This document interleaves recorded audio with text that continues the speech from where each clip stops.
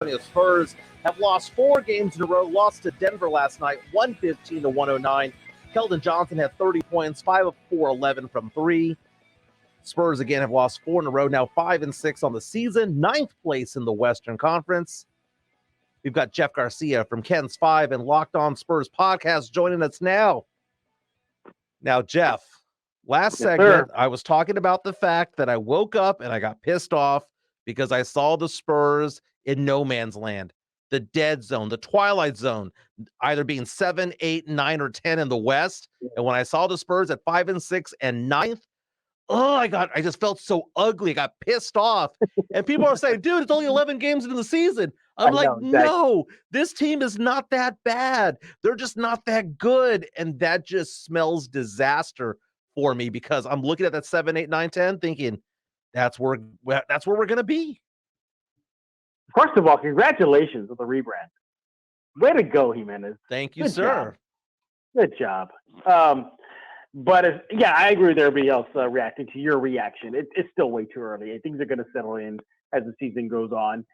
You got Memphis up next, and that's going to be a tall order for the Spurs to try to defeat them tomorrow night at the AT&T. So perhaps there's another L there. I think things will shake out as the season moves on. Jimenez, look, you're seeing in these 4-game losing streak right now exactly what I talked about, you talked about on Locked On Spurs, Pledger talked about on Locked On Spurs. Eventually, the Spurs are going to have a lot of fight, but that talent is going to, the opposite team's talent is going to overwhelm, especially last night versus Denver. Joker, he came on in crunch time. Who else? So Porter Jr. came on. All the other bigger name, all-star worthy kind of players took over for Denver. And look, you saw signs of just the team being inexperienced. 7 turnovers in the fourth. Not good. 24 for the game. 24 turnovers for the game. Yeah.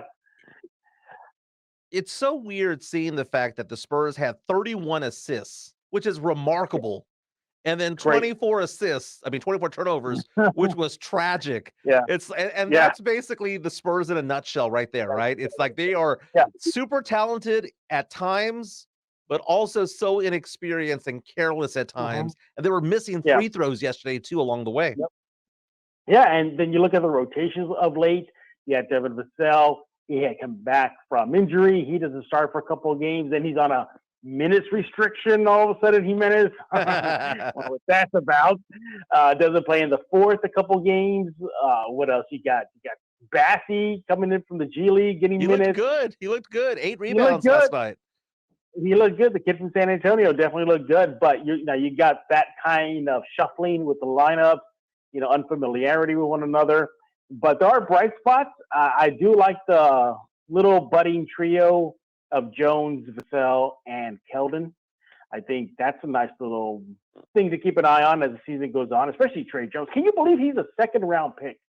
And we talked about the leaps for Keldon and Vassell, but Jones has really been making a big leap in his development. Yeah, we've talked about the fact that the Spurs have had some misses in the last 5 years when it comes to draft picks. Luka Samanic was a miss, and then ultimately because of the allegations that came out with Josh Primo, that became a miss. Right. But they've had some hits the last 5 years. Keldon Johnson at 29, Devin Vassell at 11, I believe is what he was at. Yep. But when Trey Jones was drafted, I remember Pop saying that they got a first-round draft pick talent, and I went back and I looked at the final mock drafts, and most of the mock drafts had Trey Jones going somewhere between 25 and 30, end of the first round. Spurs got him in the second round, which was a steal. Yeah, it definitely was a steal. And look, Popovich has compared his fight, his grit to Manu Ginobili. You got comparisons to Avery Johnson. So Popovich definitely sees something with Trey Jones. And I think we're seeing it too. He's scoring. He's getting into the paint. He's doing finger rolls in the OG Classic Edition jerseys he did last night.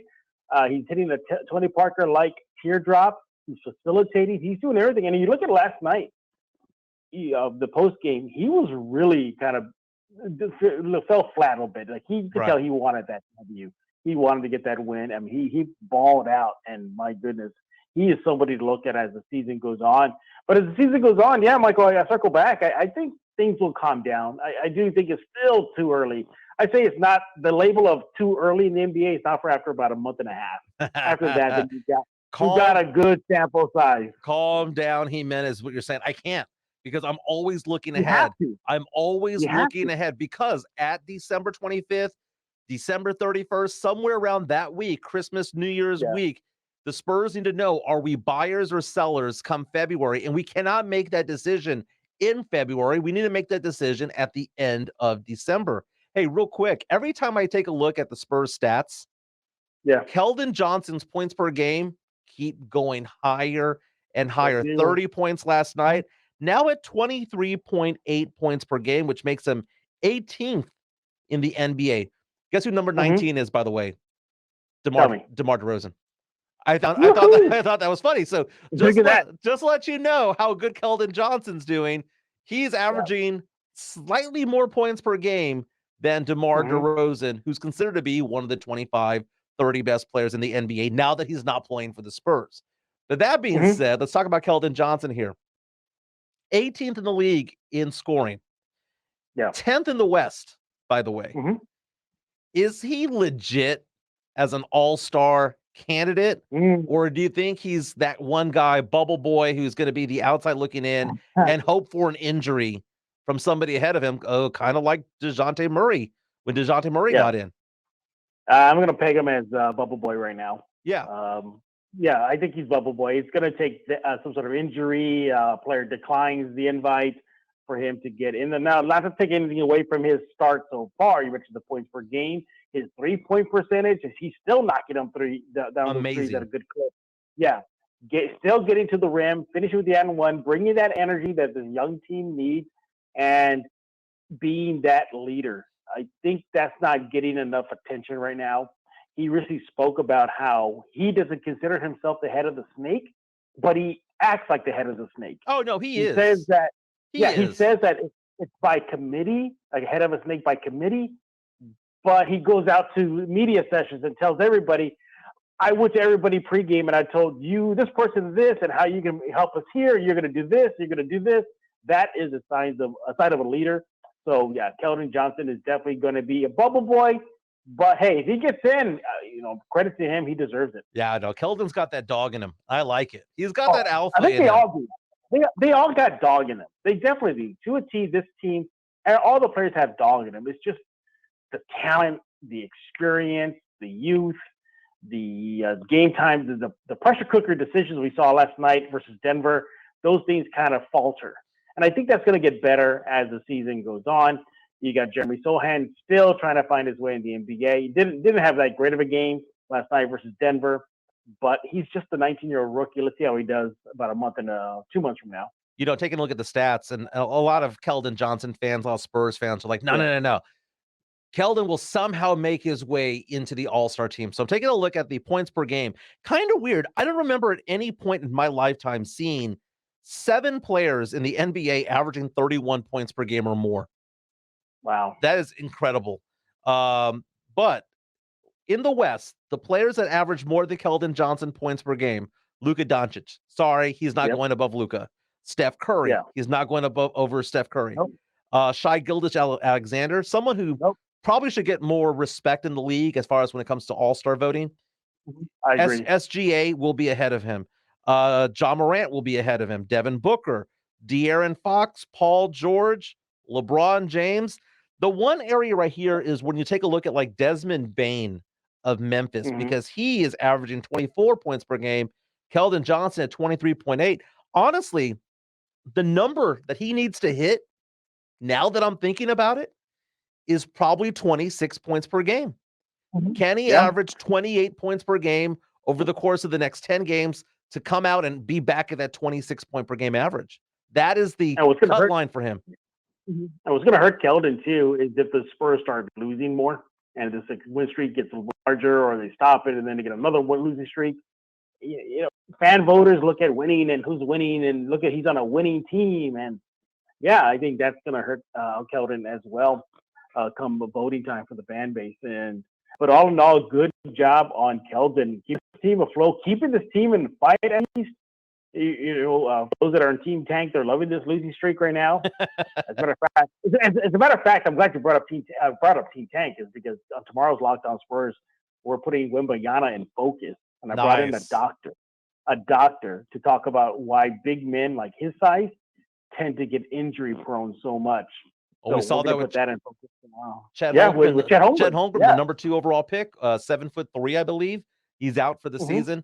But the guy's a unicorn. You know what? No, LeBron James says, do not call Wemby a unicorn because it doesn't do him any justice. You have former NBA players coming out and saying that the best player in all of the world right now does not play in the NBA because the best player in basketball is Wemby. I don't think people understand that. They're like, oh, he's just a project. No. This guy is a future star if he's healthy. Did you see that video clip of Wembanyama when he played in Las Vegas? When he shot that 3? Well, not only that, LeBron and AD were in attendance. Yeah. And Wemby went up to them to introduce himself to them, and they had to look in his face like they just saw the Beatles. Like, they were like, who is this guy? Who is this guy? They were just mouth agape, everything. Yeah, he shot a 3-pointer that he drilled that was kind of like Dirk Nowitzki's with the knee up, but Nowitzki fades away when he would shoot those threes. Yeah. He was going towards the basket. He shot it. He jumped from behind the 3-point line, and by the time he let go of the ball, he was like 18 feet from the basket. It was remarkable. Yeah, it's awesome. But hey, look, that is the light at the end of the tunnel. If the Spurs start to continue bottoming out, it is that 14% chance. Hey, I'll take it. 14% chance to get him. Sure, I'll take it. Hey, the Spurs have a big run of games going on. 6 games in 10 nights. They've got 5 games in 8 nights. We got the Grizzlies and Bucks here at home, on the road against the Warriors and Trailblazers. They're also on the road against the Kings and the Clippers. Yep. 10 days from now, we might know then whether they're going to be buyers or sellers. That is Jeff Garcia from Locked On Spurs Podcast. Follow him on Twitter. Yes, I follow his podcast on Spotify. Just look it up, Locked On Spurs. Jeff Garcia, thanks for being with us.